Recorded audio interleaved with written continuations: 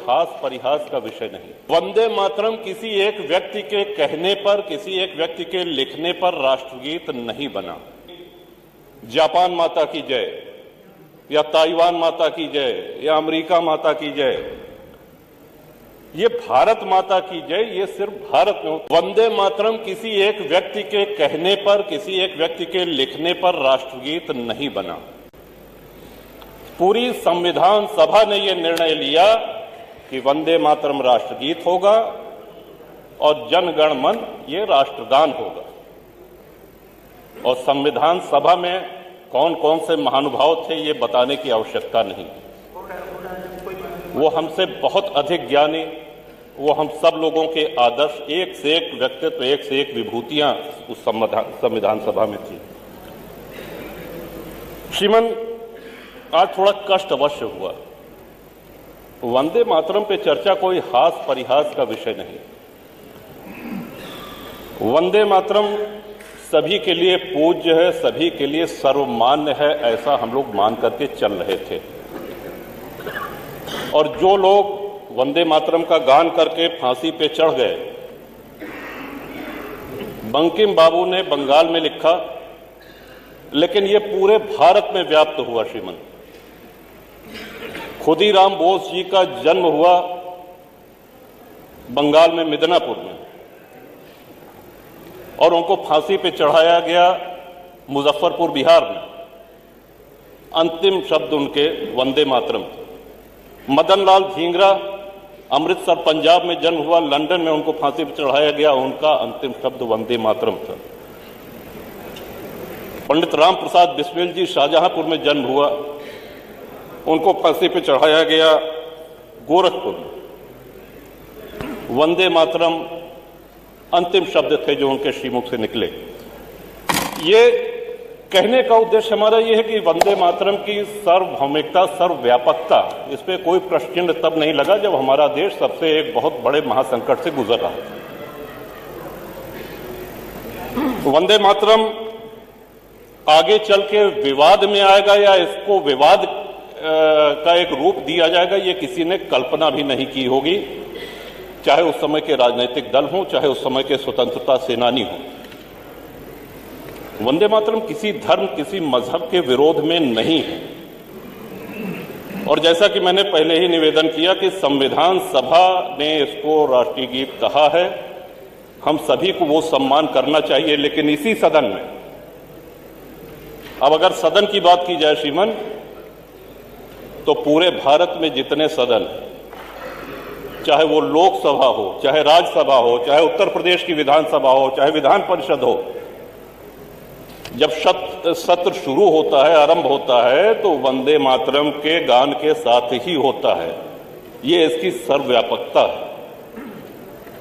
लेकिन क्या इसी सदन में कुछ ऐसे सदस्य नहीं हैं जो उस समय मौन रह जाते हैं?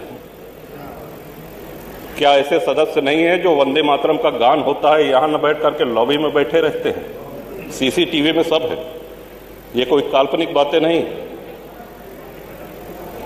आज जो चर्चा हो रही है, वैदिक काल से श्रीमन हमने अपने राष्ट्र को मां माना है, मातृभूमि कहा है।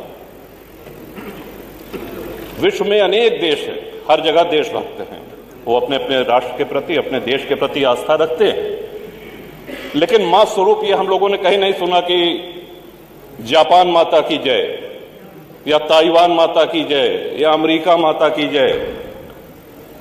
ये भारत माता की जय, ये सिर्फ भारत में होता है, क्योंकि हमने आदिकाल से, अनादिकाल से मां का स्वरूप दिया और उसी मां ने हम सब लोगों का पालन पोषण भी किया।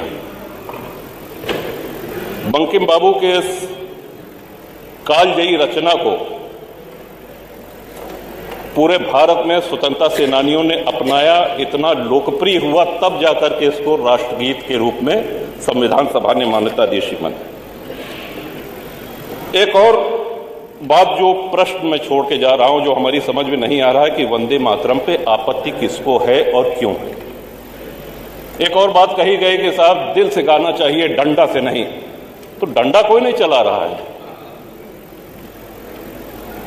और दिल से गाना चाहिए तो स्वाभाविक सी बात है कि आप अपने राष्ट्रगीत को दिल से नहीं गाएंगे तो क्या करेंगे।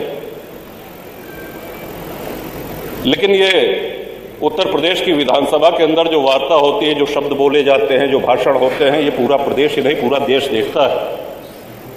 अब जब हम चुनाव लड़ने जाएंगे तो जो आदरणीय मतदाता हैं उनको भी ये ध्यान रखना होगा पूरे प्रदेश में कि कौन राष्ट्रगीत का गान करता है, कौन नहीं करता है, किसके मुंह पे ताला लग जाता है, कौन बैठा रह जाता है। ये सबसे महत्वपूर्ण बात है श्रीमान। आज जो संविधान की दुहाई देते हैं, हम सब लोगों के लिए बहुत पुण्य ग्रंथ है संविधान। संविधान सर्वमान्य दस्तावेज है हमारे राष्ट्र का, और उसी संविधान सभा ने इसको राष्ट्रगीत का दर्जा दिया है। मैं आशा करता हूं कि हमारे बाद जो माननीय सदस्य बोलेंगे वो इस विषय को अवश्य इस पे प्रकाश डालेंगे कि वंदे मातरम पे आपत्ति किसको है और वंदे मातरम पे आपत्ति क्यों है। ये दो सीधे सरल सवाल ये सदन में भी चर्चा होनी चाहिए इस पे, और श्रीमान आपके माध्यम से, सदन के माध्यम से पूरे प्रदेश में ये संदेश जाना चाहिए कि राष्ट्रगीत पे किसको। अब कल के दिन कह देंगे कि साहब ये वंदे जो है जनगण मन भी जो है ये कहीं भारत भाग्य विधाता, कहीं भारत को हम अपना भाग्य विधाता नहीं मानते हैं, इसको भी हटाओ, इसको भी नहीं गाएंगे, तब हम लोग क्या करेंगे। तो ये बड़े गूढ़ विषय, ये तब नहीं था जब आज़ादी की लड़ाई हो रही थी। इन विषयों पे श्रीमान अवश्य आज माननीय सदस्य जो बोलेंगे उस पर बोलें, तभी